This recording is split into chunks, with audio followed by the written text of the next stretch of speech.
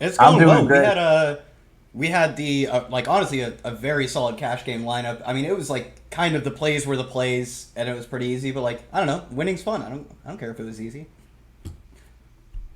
Yeah, I said when I was talking to Bob before, like those are my favorite type of slates where we get like news that impacts the slate. So I love the slate. I hope we get some more of those moving forward. But I'm definitely ready for week 4, boys. Yeah, week four looks like it's going to be a pretty interesting slate as well. Obviously, getting that Rex Burkhead news really, if you're able to adjust, and it's all about being able to kind of make those changes and read those situations correctly, you're in a good spot. Kyle, you want to hop in, get us in, going in game by game. What games you want? What game you want to start with? Yeah, let's hop in right from the top. 1 o'clock, we have the Panthers visiting the Houston Texans. Panthers are 4 point dogs. Open as five, so a little bit of money in their favor. Plus, a point and a half has gone up on this total at 47.5.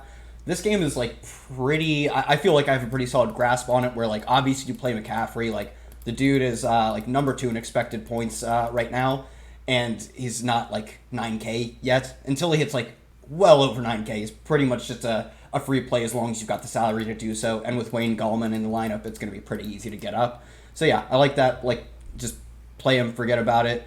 On the Houston side, not as confident in much of the plays. I like. I think Will Fuller is the ultimate tournament pivot off of Terry McLaurin at the exact same price, but McLaurin projects to be like a really chalky play, whereas Fuller not nearly as much, despite Fuller being like 12th or 13th in air yards, like creeping up on DeAndre Hopkins. So for me, that's kind of where I'm going with this. I'm not playing Deshaun Watson because in cash games, Daniel Jones is my lock, as we'll talk about later. And I think in tournaments or just in general, if it's not Daniel Jones, it's probably Russell Wilson. But like, I'm fine with Deshaun Watson, and same with Hopkins. So like, I guess what do you guys make of some of the plays in this game that I'm pretty meh on? Greg Olson, another a great play. He's getting priced up. I don't think he's the best tight end value on the slate, but he's up there for me. So what do you guys think of some of the plays that I like haven't had a great read on? Specifically, I guess DJ Moore, Curtis Samuel, another two of those guys who I don't have a ton of interest in, but like you could sway me. I'm pretty gullible.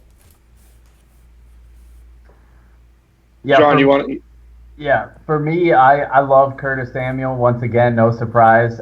He's just still really cheap, and I know he played well last week, but he really didn't pop off. Like we kind of expected him to. That game's gonna come. It could be here. They are the underdog here. Kyle Allen's gonna start again. He's definitely more accurate than Cam Newton, even though he actually did miss Samuel on one deep ball, but that's okay. I won't hold it against him. Love the Will Fuller call on the other side. He's super cheap. He's just a guy that's worth GPP exposure every single week.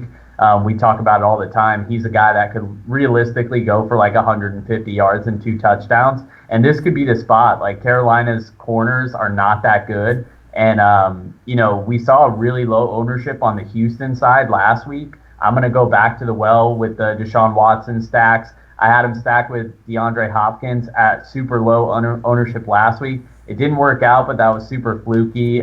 He threw it to like 3 different tight end touchdowns, which never happens for Houston. So with Julio coming off the big game and Keenan Allen a couple $100 cheaper, I think we're going to get Hopkins at low ownership as well. So I like that for tournaments quite a bit. What about you, Bob?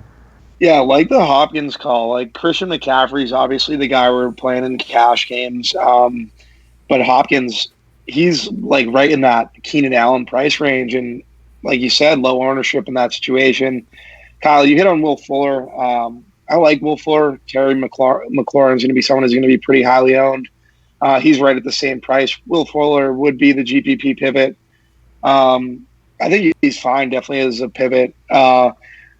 My only cause for concern, Kenny Stills, Kiki Kute, Jordan Akins, like these guys are all eating into this Houston passing offense, I guess. Duke Johnson as well. So that would be my only knock to Fuller, but I like Fuller. I think he's in a really good spot.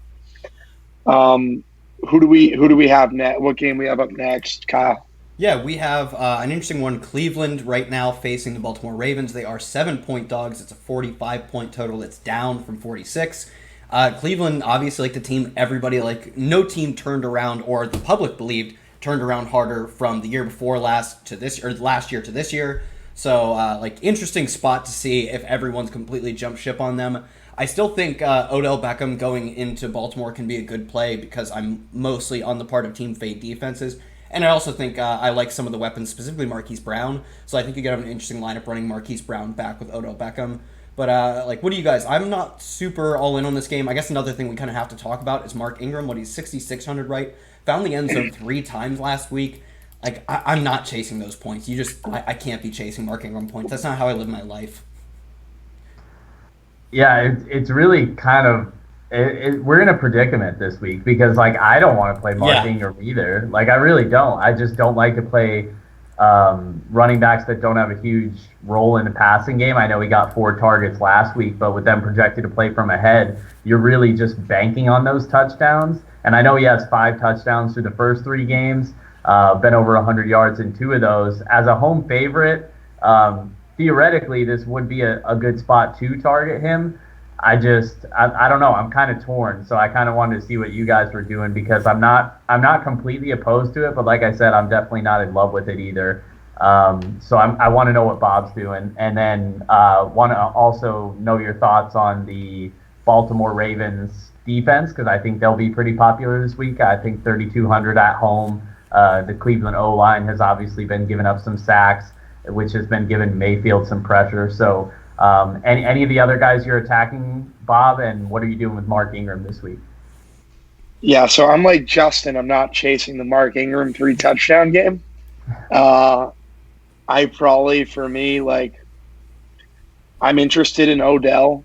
I think he's another receiver in that Hopkins, Keenan Allen price range. Obviously, Keenan Allen's the chalk. Rather than going to Will Fuller, I'd rather pivot to like Hopkins or OBJ. I feel like that would be the move for me in tournaments, and just like eating McLaurin chalk in that sense. Marquise Brown's another guy at 5,800 who I really like. If Denzel Ward's out, he just sees so much usage within this Baltimore passing attack that he's just someone I want to roster. And the same goes for Mark Andrews. Like it pretty much goes through the 2 of them. Cleveland historically, like we've streamed tight ends versus Cleveland, so. Mark Andrews at 5K, I definitely don't hate. That's pretty much it. Like Lamar Jackson at 6,900, like I don't want to pay that, but I get it. Like if you want to stack up this game, it's not something I'm doing, but that would be pretty much. You could do that, I guess. And Rashard Higgins, like if he's at 3,400, if he's back and he's healthy, I'd be interested in rostering some Rashard Higgins in MME. Yeah, I like. I think we've talked about like Will Fuller is like an every week tournament play. Like there are guys like him, John Brown, another guy like that. Just like dudes who don't seem to have the price that correlates with their incredible upside. Given that, I don't think this will be the game, so I'm not awfully concerned with not having a ton of him. But Lamar Jackson, at one point in his career, will probably have a 300-yard, 100-yard game in terms of passing, rushing, and he'll be in the Millie Maker lineup that week. So like at some point, he is going to be like the best tournament play. I don't think that's this week, though. It's a 45-point total. Cleveland only has a 19 implied total, or implied team total, so it's not like they're going to be challenging them. Baltimore is, like, they're not really facing a great offense, but the defense is all right. Could get some pressure on him with Myles Garrett. Doesn't, like, set up to me where I have to play Lamar Jackson, but, like, he's a guy who I can never knock for playing. Yeah, my feelings are similar. Like I'm not going to, like, force it this week, but I get if people want to play him. Just like you hit it on with the total. Like this isn't a game you probably don't want to stack this game. What game do you have up next for us? We got a fun one. We have Kansas City visiting Detroit. They are 6.5-point favorites. 54.5 point total. Gone up point from where it opened at. Like pretty much with Kansas City, it's not like are you playing them? It's who you're playing. It'll be like that for the rest of time because Patrick Mahomes is our god. So, yeah, I guess I'll kick it off to you, John. What are your favorite plays? We've got McCole Hardman. We've got Demarcus Robinson. Obviously, Sammy Watkins, Travis Kelce. Damian Williams not looking like a great bet to play. I believe he didn't practice today. This is Wednesday if you're rewatching it, so he didn't practice Wednesday. LaShawn McCoy, I think, was limited practice, but if not, he's at least a closer bet to playing. So there's some interest in, like we saw the Darrell Williams scare of he's going to run with the starters and immediately comes out not running with the starters. That was hilarious. Although did give a fat backdoor cover to when LaShawn McCoy got hurt. Got like, I don't know, probably 15 or 16 points because he caught a bunch of balls. So that was cool. So I guess a lot of plays in this game, but what the hell are we doing with them, John? Yeah, I think on the Kansas City side, you can't really talk anybody off of any of those guys just because, like you said, Mahomes at quarterback. I think Mahomes and Kelsey would be the only ones that I would play in cash, or at least have in the cash game conversation. The rest of them, I would definitely keep the tournaments just because their range of outcomes is a lot wider, as we saw with Sammy Watkins when he busted 2 weeks ago. And basically these other guys, Robinson. I don't know who I like more out of Hardman and Robinson. They obviously both have the upside, but I feel like it's kind of their value is kind of driven by that big play or by touchdowns. So that's why I say keep it to tournaments only.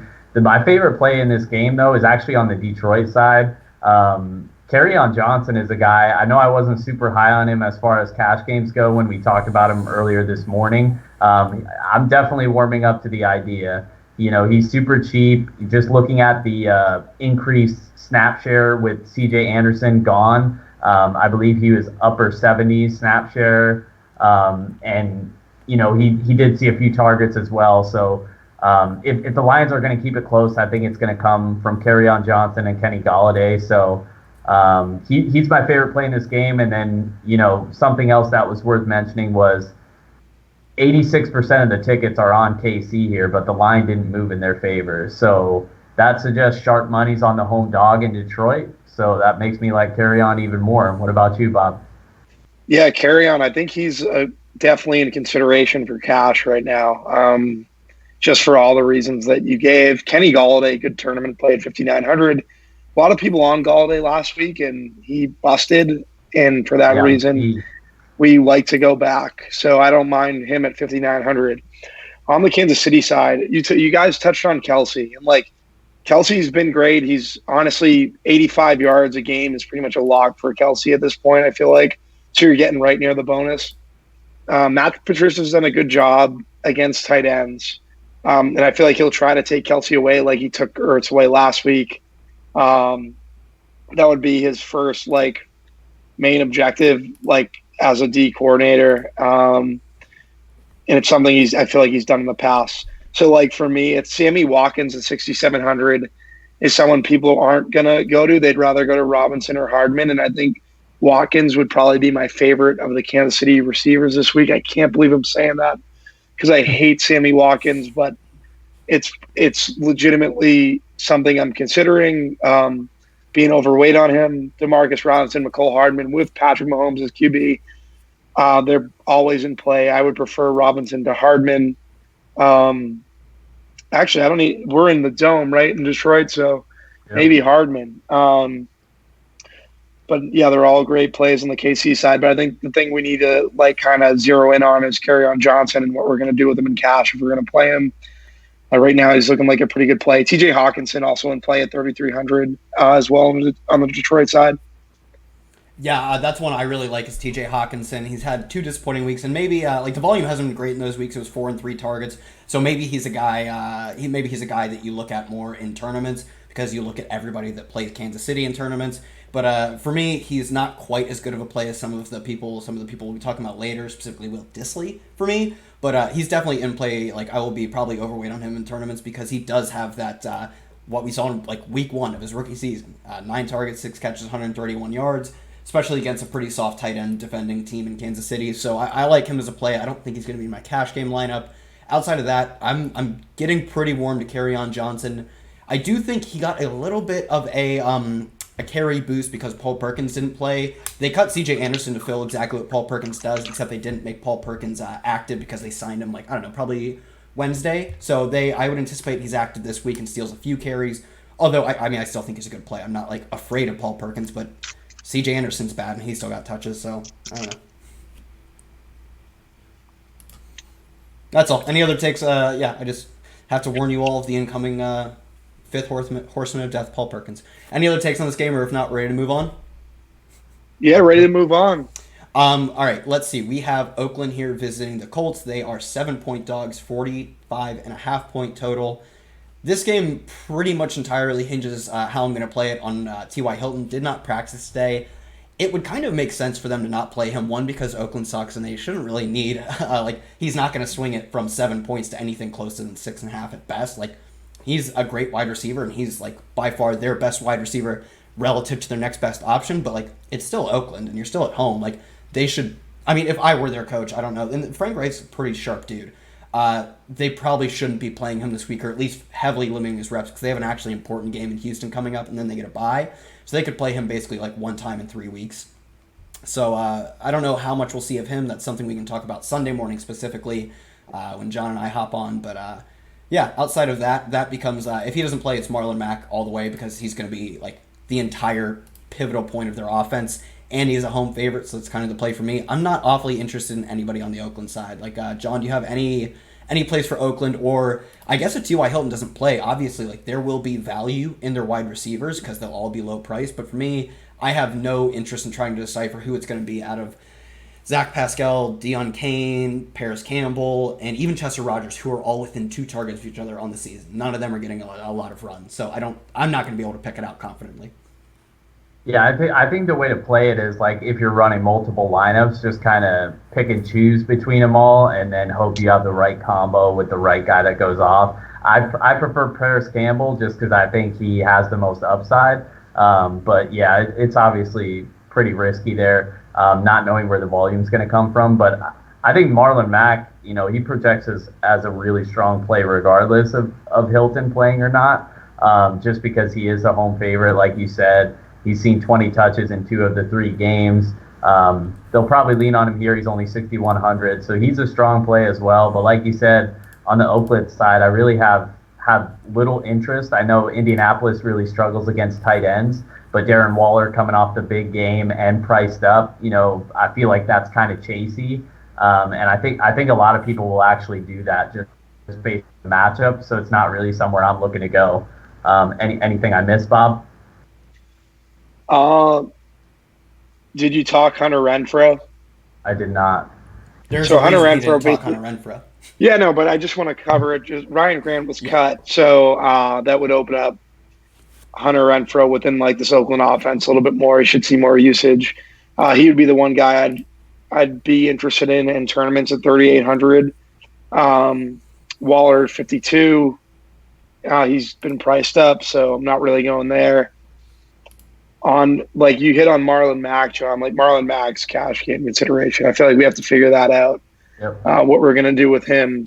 And if TY's out, like, and there's with the usage that he's seen through 3 games in the passing game, there's the expectation that he'll likely see a little bit more, I would say. So in years past, that hasn't been the case with Mack, but now it seems to be a thing, and Frank Reich's using him in that way. So he would be someone who's definitely in the conversation for cash games. What game do we have up next, Kyle? Yeah, just to like reiterate, Marlon Mack last season averaged like I think a catch a game or something like that, absurd, if that even.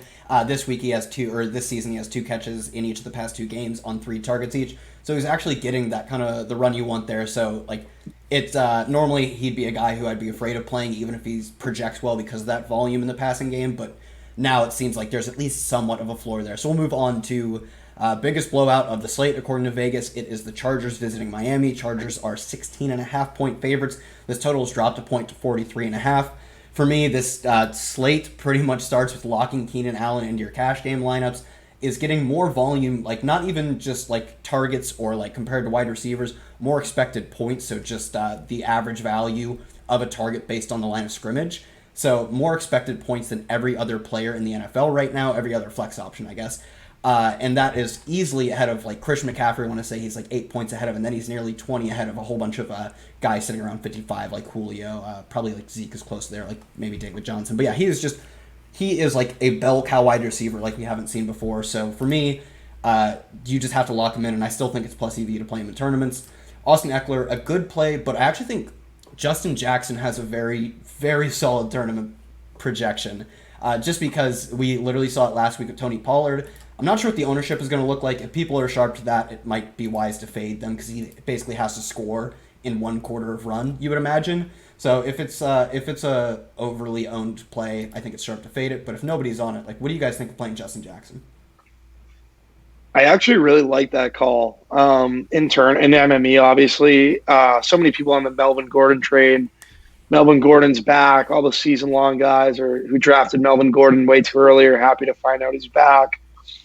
Everyone's going to be overlooking that Justin Jackson run that he could get in this game if the Chargers blow him out. So I don't mind the Justin Jackson call on GPPs. You hit on Keenan Allen, 7,600. Like, yeah, you're starting there in cash.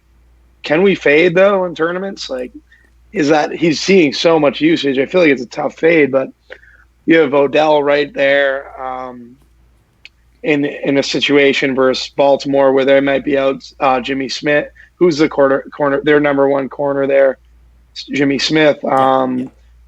Also, you have Julio, who is in a situation versus a Tennessee secondary that isn't great, and Calvin Ridley's questionable. So I think he's a great play in cash games. I think in tournaments, though, it could warrant the fade. Just my thoughts on Wednesday, thinking about how I'm going to approach tournaments. John. Yeah, I get fading the highest owned wide receiver. Like, receivers bust harder than running backs, and just like that's a lot of leverage you can get. But for me, it is more likely that he will outperform his expectation and makes good on his value and makes, say, I don't know, like if he's 30%, 35, 40% owned, makes the 60% of people that didn't play him look dumb. That is a more likely outcome. John, like, I guess you can be the tiebreaker here.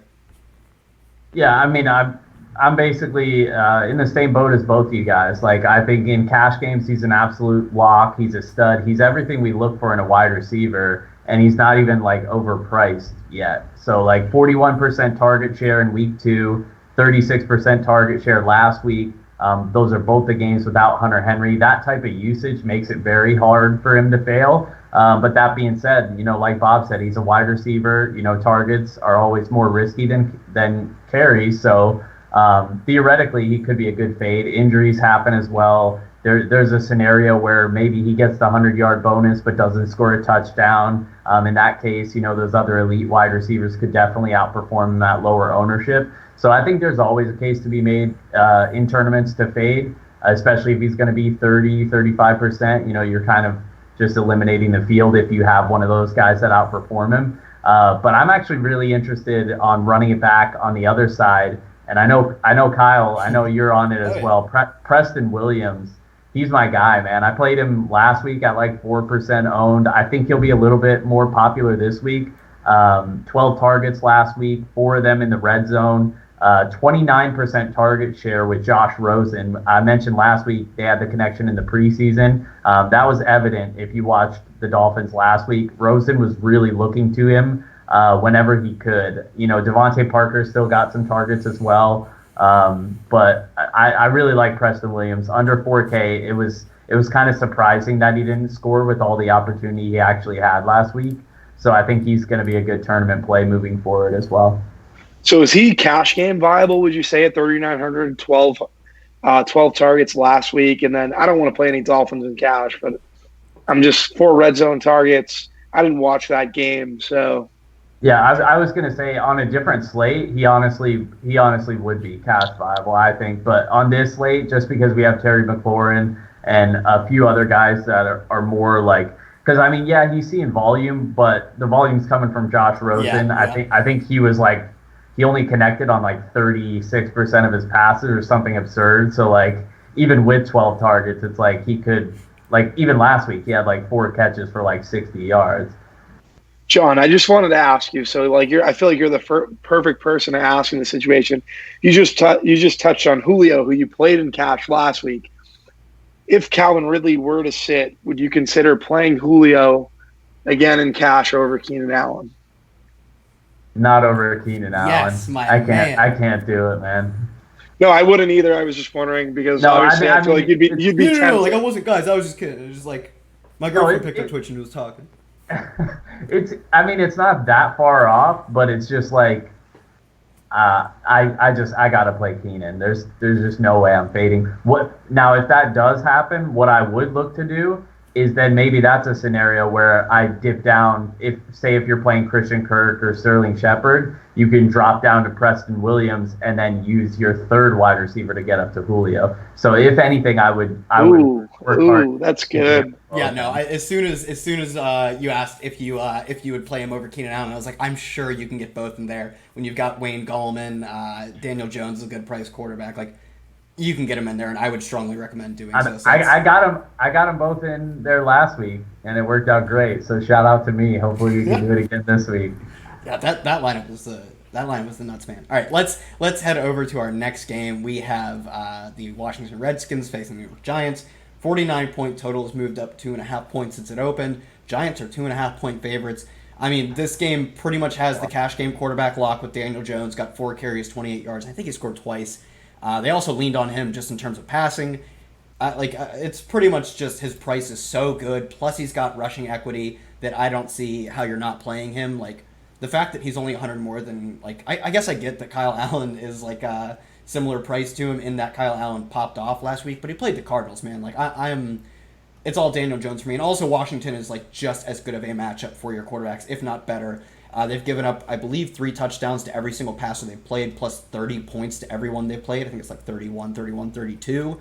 So it's Daniel Jones, and then obviously Wayne Gallman is just like touches per salary dollar is the number one play on the slate. So I guess you guys jump off from there and break down the dichotomy of Evan Ingram and Sterling Shepard, because I feel strongly that Sterling Shepard got like the hard enough price up. I want to see like 5,800 that I'm not playing him.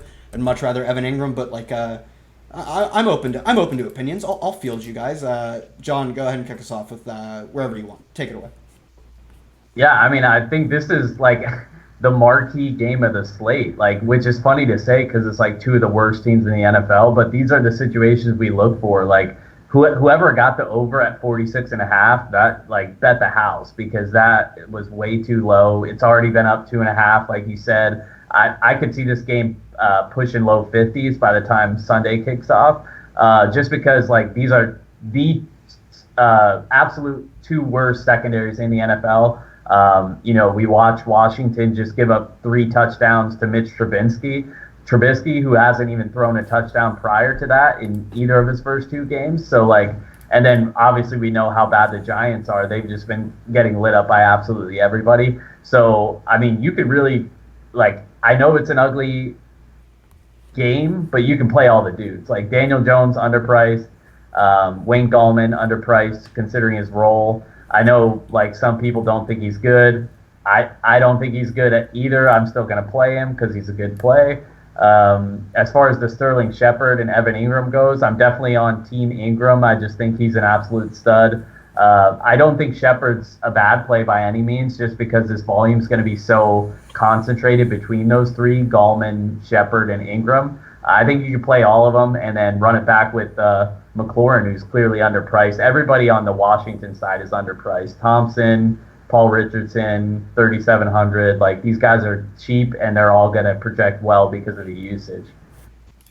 Yeah, Evan Ingram, Shepard, like, they're going to see so much of this offense. My thing is there a negative correlation in cash with rostering Daniel Jones and Wayne Gallman?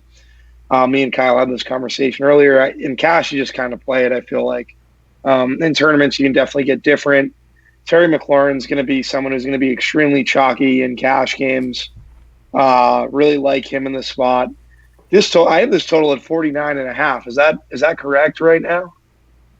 Probably.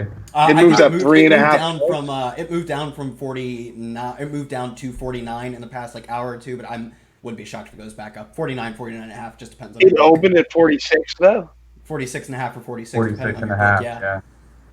Oh wow. Yeah, this is definitely a really good game to target.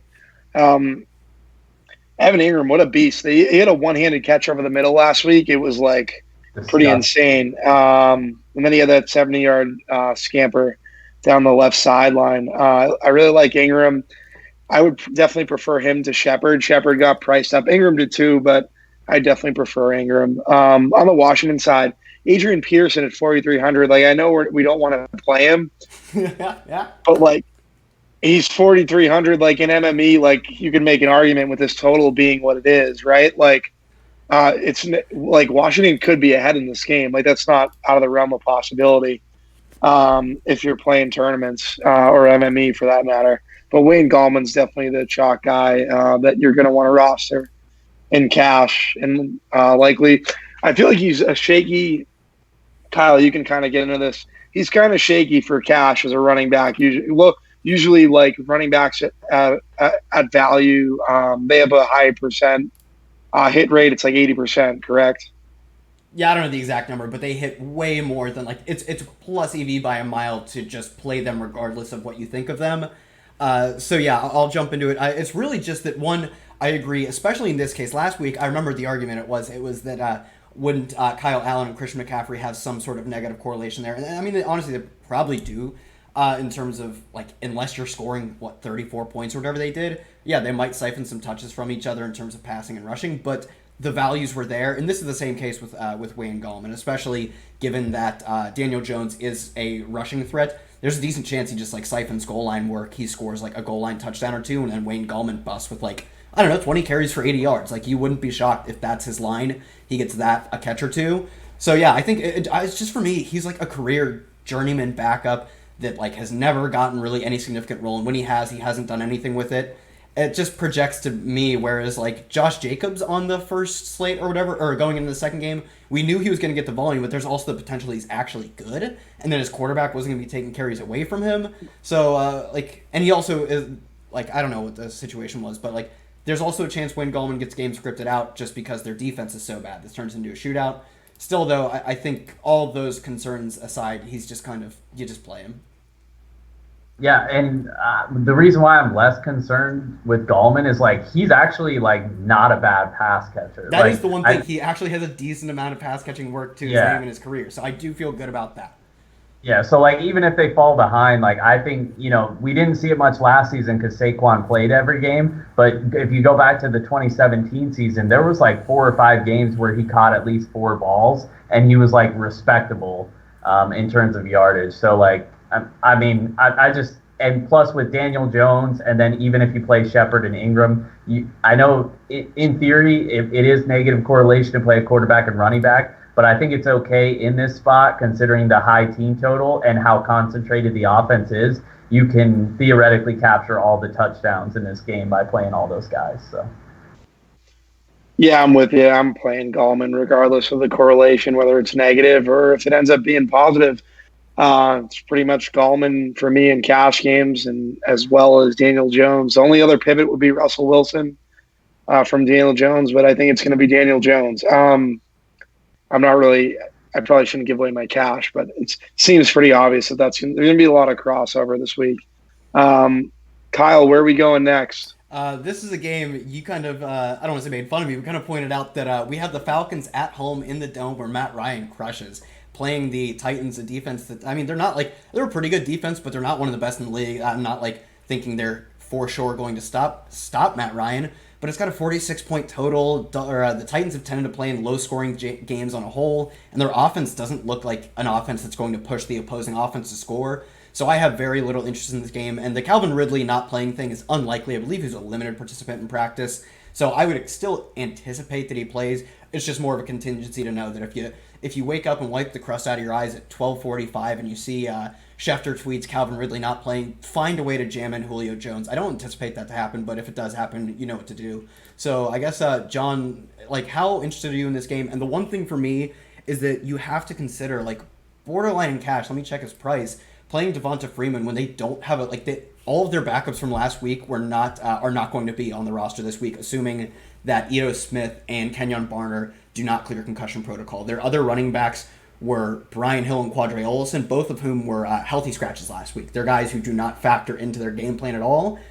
You expect Devonta Freeman as a home favorite on a good offense to be one of the most dominant market share players at the running back position this week just because of his situation.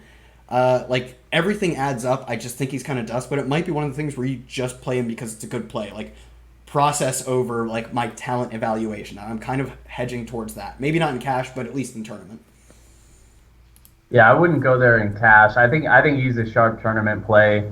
I actually, one of my favorite plays on the slate is in this game. It's actually the Atlanta defense at 2,900 at home. Tennessee's given up 17 sacks through the first three games, which is like insane. And Atlanta's had 5 themselves. So I could see this being a spot where they get pressure on Mariota. He looked absolutely atrocious last week. I actually thought he was going to get benched in that game. It was so bad. And if that offensive line, Taylor Lewan is still out, so I could see them getting a lot of pressure. They're cheap, and maybe you get lucky and get a defensive score. So that's one of my favorite tournament plays on the entire slate.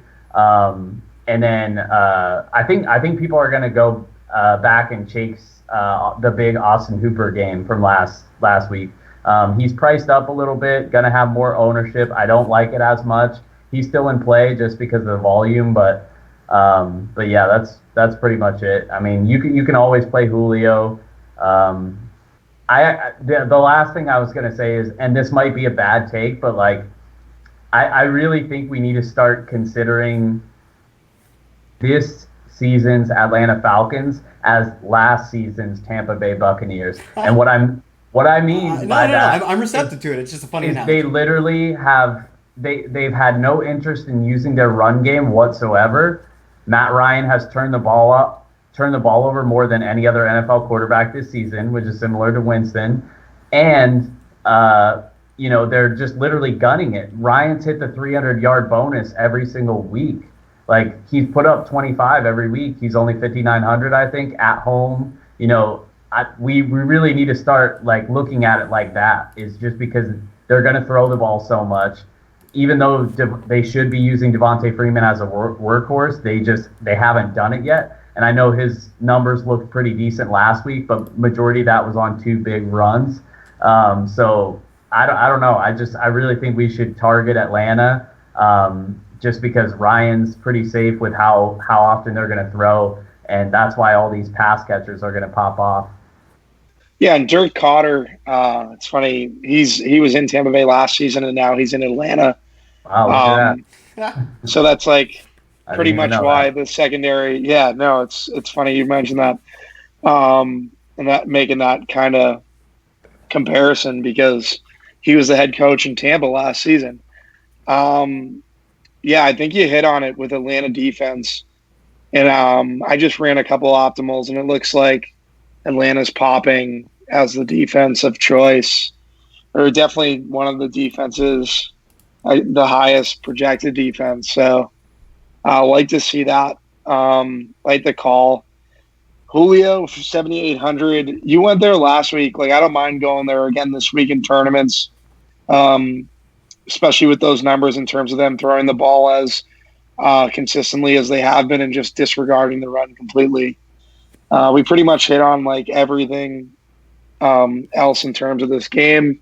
Devontae Freeman, just one thing. Brian Hill, team preseason guy. He could steal like a goal line carry from Devontae. I wouldn't be surprised. Just something to keep in mind. Kyle, you want to get us into the next game? Yeah, I like that analogy, John. I have to think about how I view the Falcons differently now. Let's move in. I mean, it's sharp. Let's move into the Patriots are playing the Buffalo Bills. They are 7.5-point favorites. Total moved down a point to 42.5. Pretty ugly total, but I mean, Patriots offense is great. Josh Allen has hit just about 20 points in, I think, every game so far. I think he was like 19 and change first one, but essentially 20 points every game. I guess this starts with, I will preface this with all of my analysis right now is assuming Edelman plays and assuming Burkhead plays, both of whom I think were limited at practice, but limited on Wednesday typically is a good sign that you're going to play on Sunday. So I'm going to assume they're playing. If not, if either one of them doesn't play, it's a really good spot for James White. So I think we don't have to talk about that too much. Like if Edelman doesn't play, those targets are heavily going towards James White. So that's another one where Sunday morning, once we find out, there's just like the very obvious pivot play. So that's all I'll have to say on that. Where are you guys going with the receivers? I guess for both sides, but for me, more the Patriots. Yeah, I think John Brown's a really good tournament play at 5,300. Everyone's probably thinking, well, I feel like a lot of people probably think New England's going to come up and just smash Buffalo. I don't think that's the case. I think this game's going to be closer. Yeah, they could cover the spread, but I just think Buffalo will keep it a little bit closer than what we've seen and probably get that touchdown that's kind of eluded other opposing offenses versus New England these 4 games since the Super Bowl, or 3 games since the Super Bowl, and 4 games including the Super Bowl. I like Zay Jones on the Buffalo side as well. I like Josh Allen. I don't like these guys like they would be. It's for GPP. Like it's not for. John Brown would be my favorite. Cole Beasley. I just like the Buffalo side a little bit more than I think a lot of people would in this situation on the New England side. James White, if these 2 guys are out. Burkhead was downgraded today, so I think that's definitely something to keep in mind. Being downgraded on Wednesday is different than you're just going to have to wait till Friday. James White would be the guy that he would ultimately be in consideration for cash games. Philip Dorsett would be another guy at 4,700. I think you'd have to consider, and Jacoby Myers at 3,500. Even the Edelman being banged up, I feel like that gives Jacoby Myers like no Antonio Brown. He's no longer in the situation. Jacoby Myers, big team preseason guy. He's someone in multi-entry that you can kind of look to. Brady tends to spread the ball around at times, so I don't mind that. John, where are you kind of looking at in this game? Yeah, I really don't have much to add.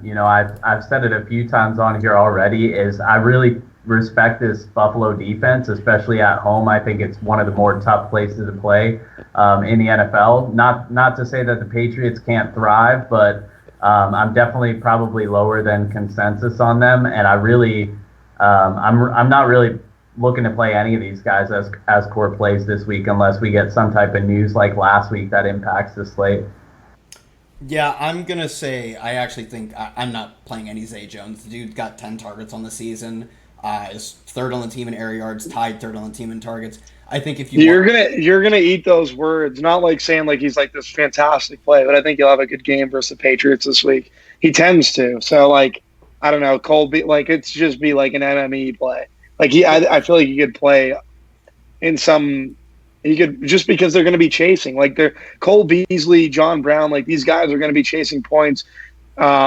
Zay Jones, like these receivers are more in play than I think. It's just like the total's 45, and this New England defense been awesome, pretty much great all year. Like the stack for me would be John Brown and Josh Allen. That's what I was pretty much getting at. But I don't hate like these Buffalo secondary receivers either. And to back that up real quick, Patriots, we all know, try to take away the number 1 target. So if they do try to stop Brown, it is very possible that a guy like Zay Jones, who hasn't done much yet or really in his career, but we've seen him pop off a few times before, this could be a spot. Yeah, I won't be eating my words. I'll be eating my own shoes if he pops off. Let's move on to a game I love. I love any game with the Cardinals. They're the best. It is a 48-point total, up from 47. I believe it's a 5-point spread. Seattle is visiting Arizona. We've seen Arizona get torched by every passer they've played. Kyle Allen being the most recent through 4 touchdowns. This feels like a game where you can pretty much play anybody, although there's no concrete target, no concrete on Arizona at least, no guys who dominate the targets on this team. It's been pretty evenly split between Larry Fitzgerald and Christian Kirk. On the Seattle side, it's much more favored in Tyler Lockett, but he did completely go off last week, so my guess is he'll be one of the chalkier plays in terms of wide receivers. I guess if you guys have seen different, you can talk me back into him. Not that I don't think he's a good play, but at least for me, he's not like some high leverage play. So I guess where are you guys going with receivers? Because running backs, I have very little interest. I'm not playing Chris Carson. I think David Johnson's a very good play, but he's not a cash consideration for me. So where are you guys going? Bobby, kick it off, I guess, with receivers. What are you doing with receivers in this game? Yeah, with receivers. So I think a great pass catching option in this game, another GPP flyer would be CJ Prosise. I know he's a running back, but I think he's a good cash game option. Seen 5 targets last week. Chris Carson obviously had the fumbling issues. David Moore would be in play for me at 3,400. On top of that, Larry Fitzgerald and Christian Kirk both getting slot work versus a Seattle defense that's been a defense through the first 3 games. I think it was Tyler Boyd week 1.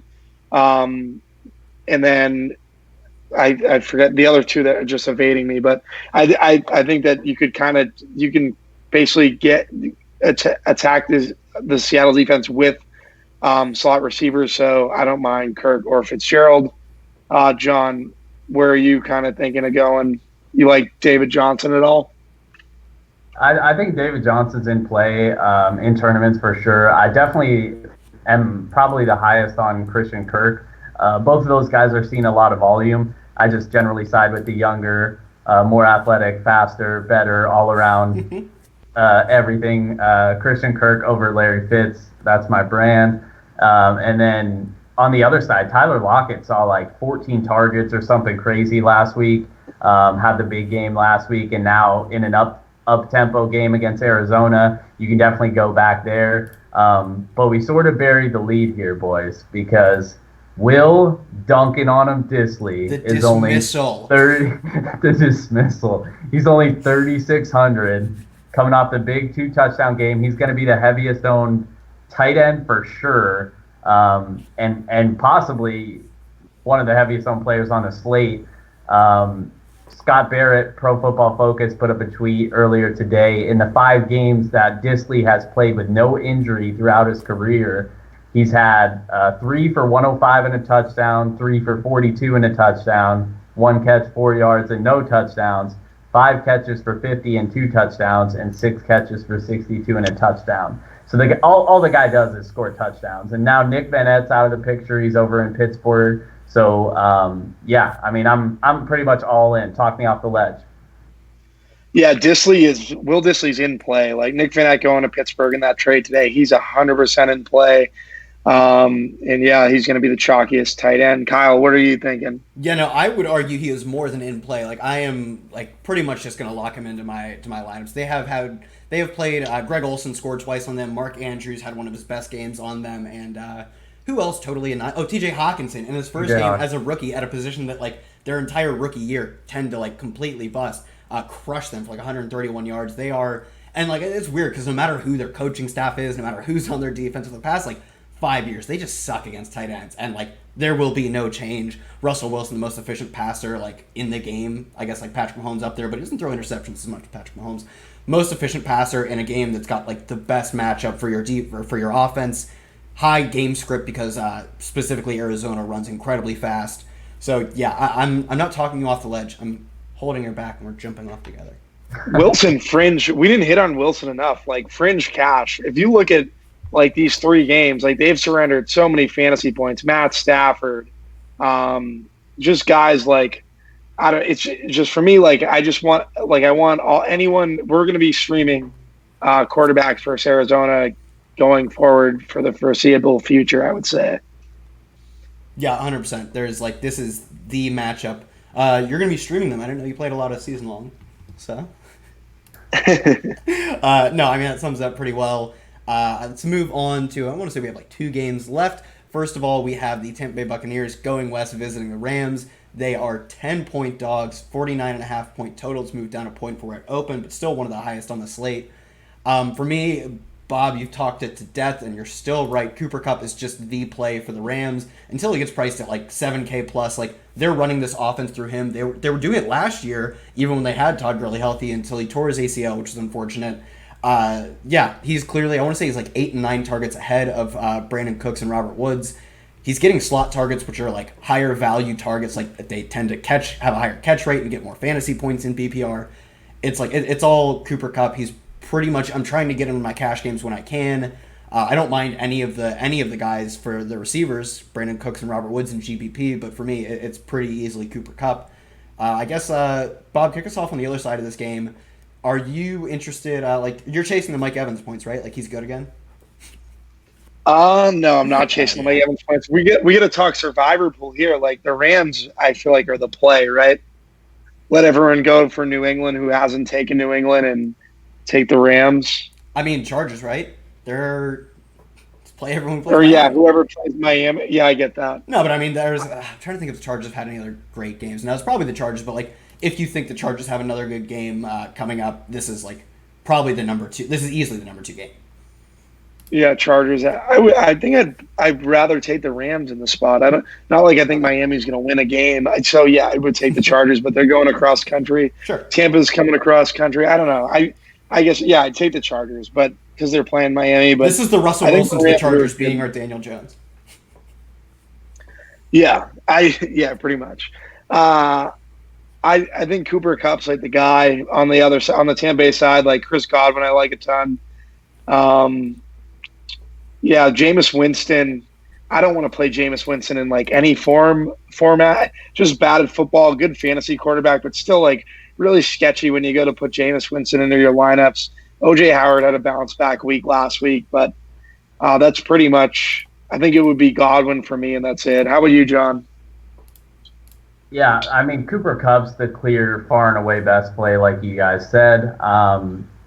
Other than that, I mean, I'm always a sucker for Brandon Cooks, but then it comes down to how many lineups I'm going to play, if I'm going to have exposure or not. But one thing I think is interesting is like, especially early on in the week, it seems like it cooled down a little bit, but I definitely saw a lot of people talking up this game, like as far as being high on the Bucks, like, oh, 50 and a half over under. But that's why it's important to look at team totals more so than just over unders, because I mean, they have the fifth lowest team total on the entire slate. And if these guys are going to be like heavily owned after the huge Mike Evans week, like I'm going to be way off of these guys. Chris Godwin, like you said, he'd be the guy that I'd be more interested in just because he busted last week and they dropped his price down to 6K. But he's really the only interest I have on the Tampa Bay side.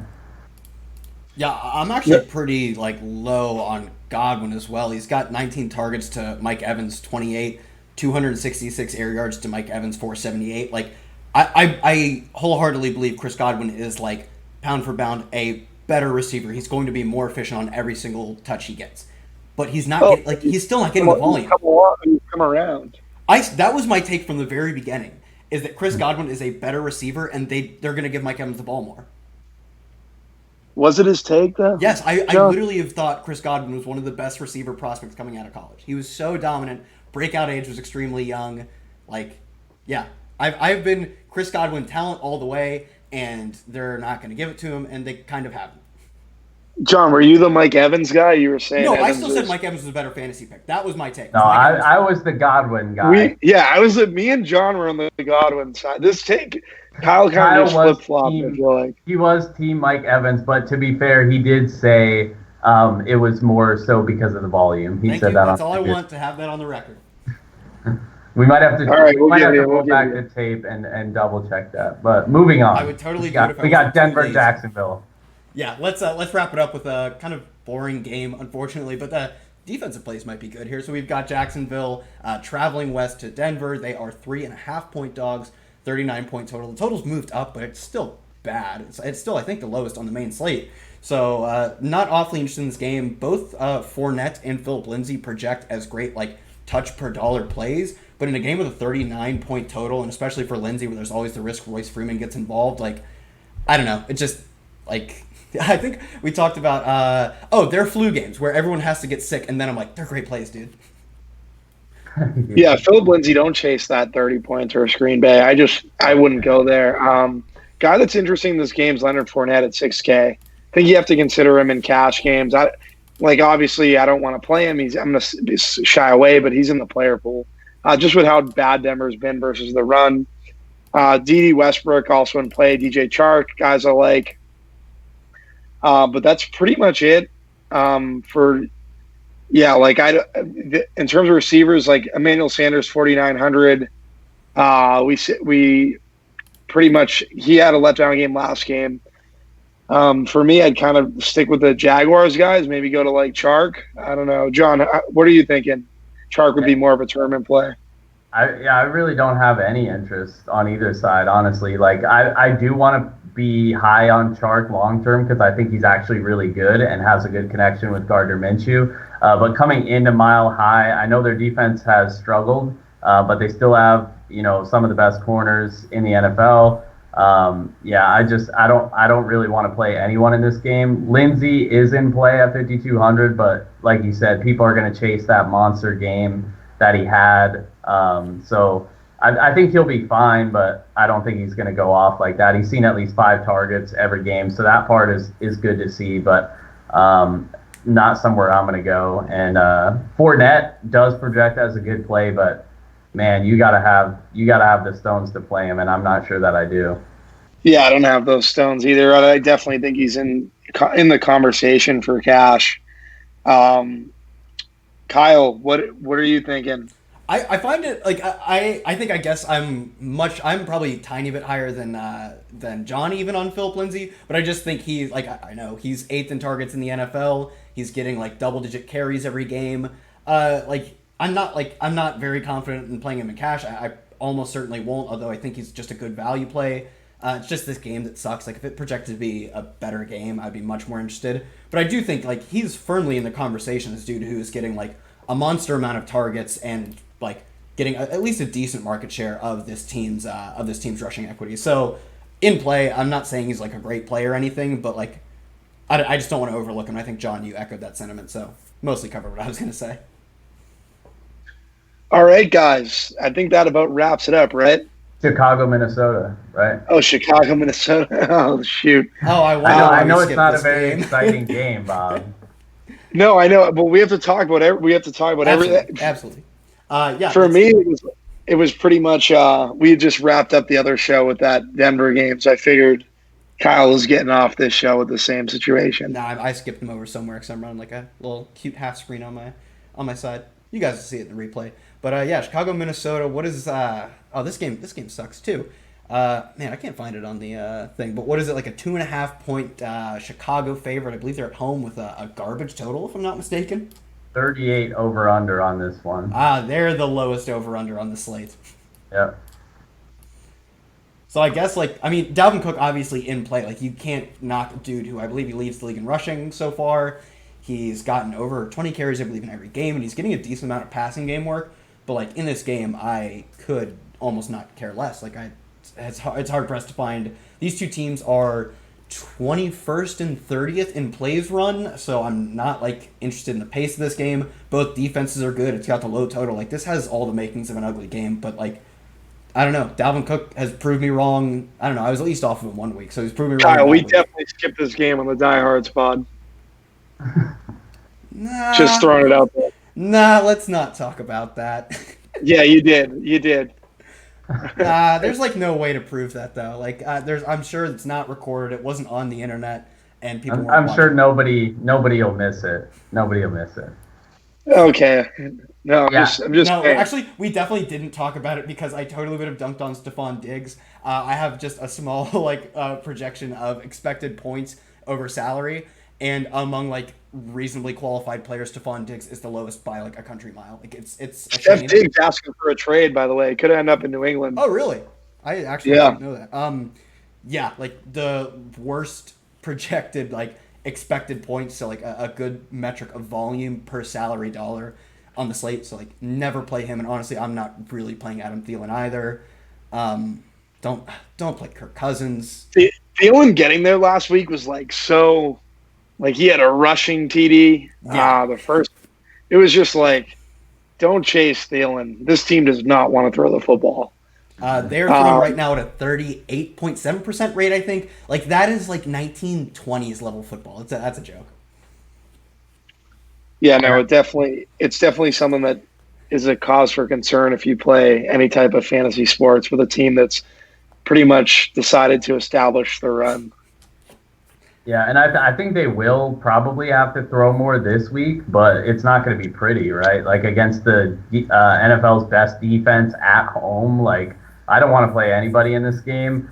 And now that I finally won't have exposure to Tariq Cohen, who I just burn money playing every single week, I'm not playing him this week. So he's going to be like the perfect pivot off of Wayne Gallman at 4,600. 19 targets through 3 games. He'll probably like have the big spike week now that I'm not playing him. But yeah, that's pretty much it for this game for me. Dude, Bobby, just eat the Jolly Rancher or don't, but don't like you're being weird with it. Yeah. Any like I guess this, like I think he was sniffing it. so He had to get the sugar high. Yeah. Like John, I guess like I don't know. My question would be like from the like caveman like I want to establish the run fantasy points. Goodness, how do you not play Dalvin Cook? Like it makes sense to play the dude who leads the league in rushing. I want to say he's got like 60 some rushing attempts, but like I'm not playing him. But like I don't know. I Actually, I'm not even considering him in cash or tournaments. I respect this defense a lot. The implied total 17.75. That's like tied for the lowest on the slate, or real close to, other than the Miami game, who like doesn't even count at this point. But yeah, I mean, just super low total away against one of the best defenses. And there's, like we've already talked about, like 3 or 4 like really good point per dollar plays at the running back position. We have Ingram cheaper, we have Kerryon Johnson cheaper, Marlon Mack. Like, I would just play those guys every single time, and then probably pay up at wide receiver instead of paying up for Dalvin this week. If we're going by the J Man's rules, right? Like we got to play Taylor Gabriel. Oh, Taylor Gabriel lock button. Taylor Gabriel's a lock, man. 3 TDs Monday night. He's definitely repeating that performance. I will say, Oakland was able to throw all over this Minnesota defense. So that, I mean, I don't trust Trubisky. So lock it up. Lock it up. Yeah, go ahead. No, don't play Taylor Gabriel. That's don't play Taylor Gabriel should be the theme to the show. Just don't chase. Don't chase, and you've got a good chance of winning some money at some point. So I think on that note, I'd love to send us out of here on that note. No better way to go out of the Fantasy Bros podcast. So for myself, for Bobby, for John, tune in to see us. We'll have, of course, John will have cash game for DraftKings, cash game for FanDuel. Is it 3 lock bets of the week, correct? Yes, sir. Super locks. Super locks of the week. I will have tournament DraftKings, tournament FanDuel. We'll have, I'm sure, showdown stuff coming up, as well as the Sunday morning show. So, of course, thefantasybros.com/membership to sign up. And you get access to the Discord.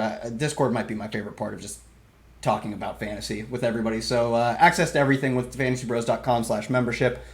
And that's it for the show, I think. Everyone, any final words? No, that's it. Thanks for tuning in, guys.